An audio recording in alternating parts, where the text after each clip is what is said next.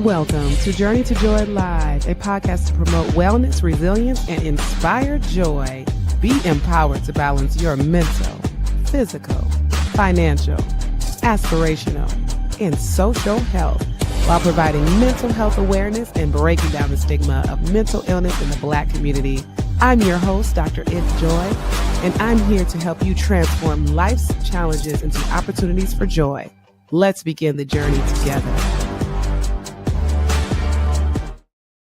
Hey, we are in episode 148. You're not lazy. You are mentally exhausted. How do you know this episode is for you? You're not who you used to be. And deep down, you know it. You used to laugh easier, you used to feel lighter, show up fuller, and now you are just going through the motions, doing what needs to be done, surviving the day. And every night you tell yourself, tomorrow will be different. I got this. I'll be back to myself tomorrow. But tomorrow comes and you feel exactly the same. Why is that? Let's talk about that today because I want to tell you something important. You are not broken. You're not failing. You are mentally exhausted. Let's talk about where that comes from, why, and how to combat it. And there is a very real reason why you feel this way. Why do you feel so mentally exhausted? So mental exhaustion obviously is not something that comes overnight. It's an accumulation of thousands of small little moments giving more than you have received. You're just giving and you're giving and you're giving. I talk to my wife mom bosses a lot about being everything to everyone at all times. It's not just the wife mom bosses, it's the mom bosses, it's the bosses, it's the father bosses as well. It's all of us. We are all eligible to succumb to mental exhaustion. This invisible weight of our community in general carries the mental load of work, family, caregiving, code switching, systemic stress, and the expectation that we just do it all with a smile. My patients talk about this a lot, that they are masking, that they just pretend. They don't want to show their weakness. They don't want to show their mental exhaustion. They don't want to show their depression, their anxiety, but that they just want to look happy to others. So that puts on a lot of weight to us as well. Nobody set you down and said, today you will become mentally exhausted. It just crept in quietly. Every time you put yourself last, every time you said yes when everything in you said no, every time you cried in the car and then walked into the room like nothing happened, that's you. And that's every little small moment adding up and now leading to that mental exhaustion, to that burnout. What's the turning point? When strong becomes a survival mode instead of a choice. You're just trying to be strong to survive as opposed to having a choice. You didn't get here because you're weak. You're not weak. Mental exhaustion is not weakness. Mental illness is not weakness. You got here because you've been strong, not because you've been weak. You're here because you've been too strong for far too long without anyone being strong for you. You've been that strong person for others. Well, no one's been that for you, which is weird because if everybody's being the strong one for everybody else, who are the people being who are we being strong for if everybody else is being strong? But I'm talking to you because you're the strong one in your network or in your family or in your support group. You're that person. And mental exhaustion, it's not just this invisible weight that's doing nothing. It's obviously doing something. So what is it actually doing? It's, not about listing the signs of what to look for, but, let's name it. How do you feel? Maybe you're not seeing things. Maybe you're feeling what's going on inside. What does it feel like? Emotional numbness. It can feel like emotional numbness, mental exhaustion that sets inside when your nervous system, as I've been talking about the nervous system, thinking about that and how it's activated, the inflammation, the chronic stress, all of that leading to your nervous system being activated. And it's been on high alert for far too long. The guilt of resting. Why do we have so much guilt for rest when we need rest? We require rest. It is not something you deserve or can afford. It's something you need. You have been so conditioned to believe your worth lives in your output that rest feels like a crime, and that guilt, That is not a character trait, just like, "I'm a guilty person." No, it's a wound. Your guilt is just riding and deep-seated inside of you, just telling you, like, "No, you can't rest." And then because you don't rest, now you're burnt out, mentally exhausted, and can't be that strong one anymore. There's that quiet withdrawal from people, from dreams, from yourself, because now you're going through the motions. You don't know who you are outside of your role, outside of your wife, mom, boss role, and you're just, like, retreating, not getting out of the bed, not taking care of yourself. What does that feel like? What joy depletion looks like is when your life becomes all responsibility and zero restoration. You're just responsible for your kids, responsible for your job, responsible for your employees, responsible for your mom because, of course, you're in the sandwich generation. At some point, mental exhaustion doesn't just steal your energy, it starts stealing your identity. You forget what you even look like. What was that you really wanted to be back when you desired and had values and a life mission? What makes you laugh? How do you get back to you? What fills you up? How's your joy tank? We talk about love tank when it comes to relationship. How's your joy tank? And that's when it becomes an emergency, when you haven't been looking out for yourself, when you haven't been prioritizing yourself. I'm always talking about putting yourself back on the priority list. And of course, the Wife Mom Boss book, Inspire Joy for the Wife Mom Boss, how you can balance it all without losing yourself and being able to put yourself back on the priority list. Don't let toxicity, including the toxic pace you've been living at. Last week I talked about toxic people. Now you're on a toxic pace with doing everything for everyone at all times. Don't let that steal one more day of you enjoying life. Of course, now's your time to stop and like and subscribe and share, because you're not the only one going through this. There's somebody else needs to hear this talk. So share it right now so they can listen as well. So what are the lies that keep you running? Obviously, there's some lies out there that's getting you to this place because you're not doing any truth that's making you mentally exhausted. What are the lies that keep you running? What are these myths? I just need more sleep. That's it. That's why I'm mentally exhausted, because I just need more sleep. I just haven't had enough sleep. As long as I can just get more sleep. The truth is that sleep restores your body. It does not restore a depleted mind. Think about it. You can get 12 hours of sleep and still feel exhausted and unrested because your mind has been active and doing work all night long. If you wake up tired after a full night, you are not sleep deprived. You got the sleep. You're mentally and emotionally exhausted. That requires a different kind of rest.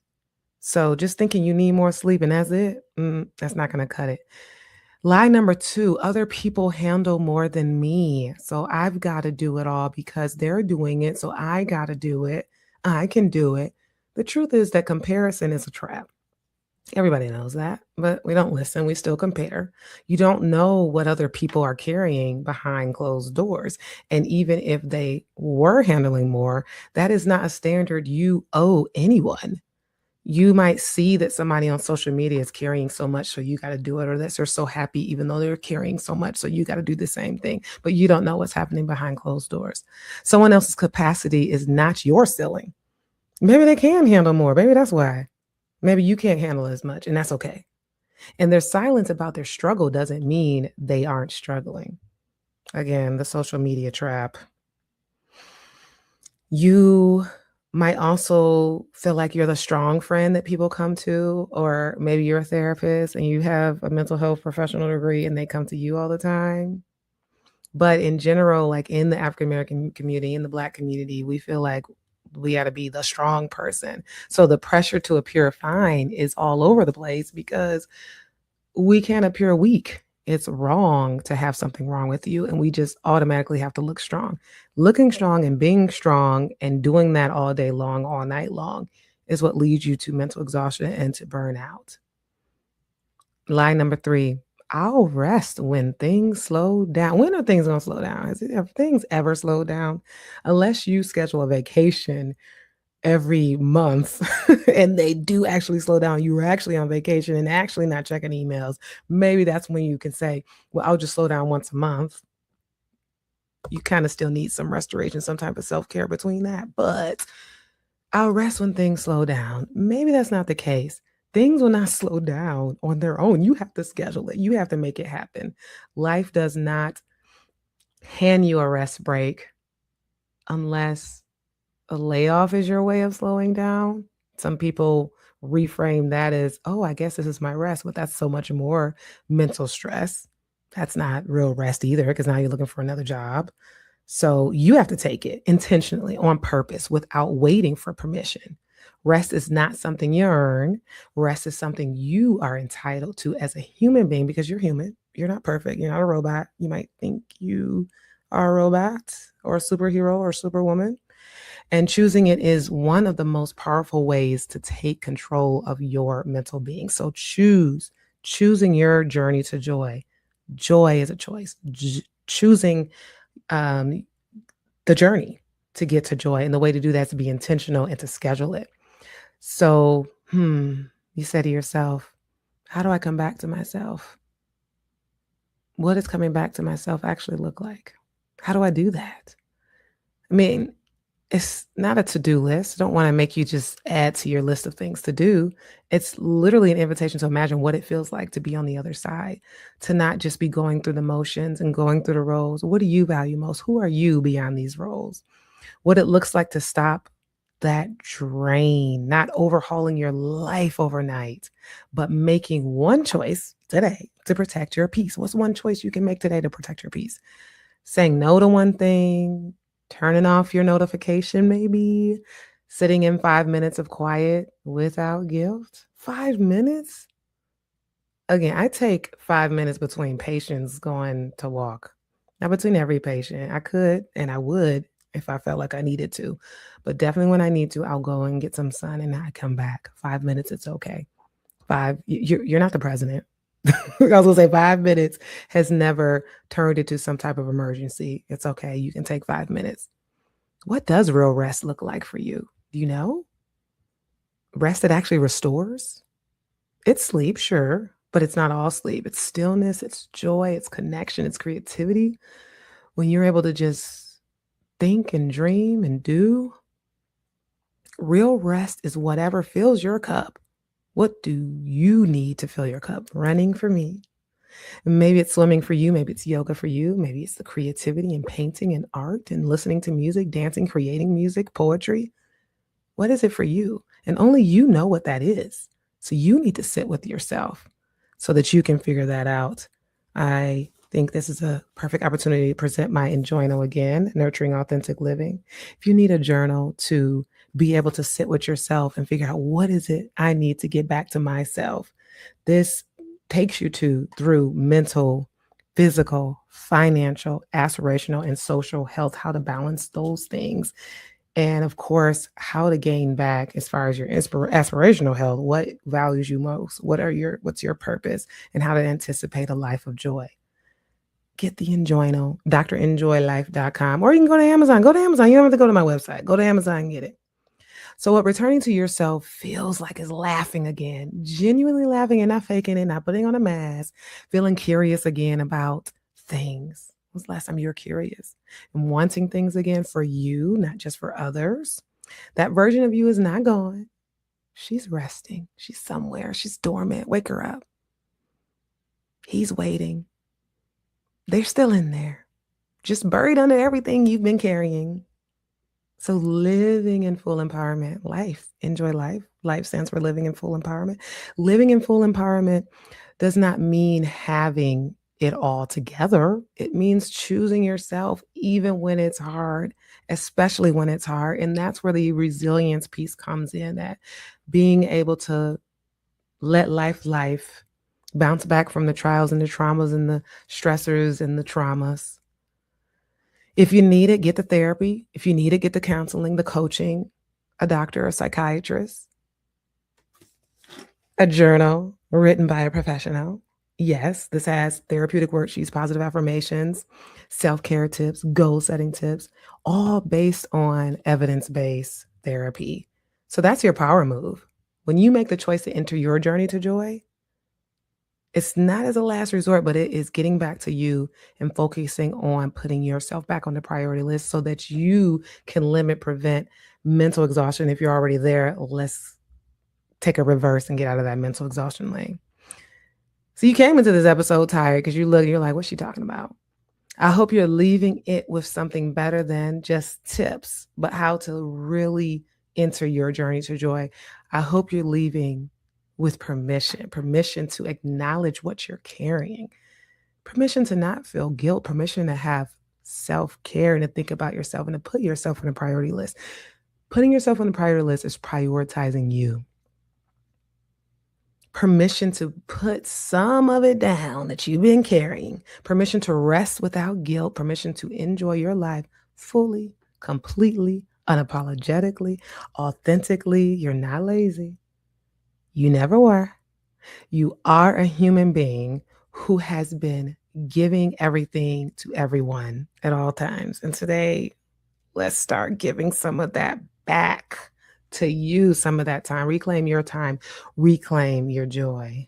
And I'm Dr. Enjoy. So take control of your mental well-being and enjoy life. I'll see you at the next episode. Thanks for watching and listening. This has been an Enjoy Life production.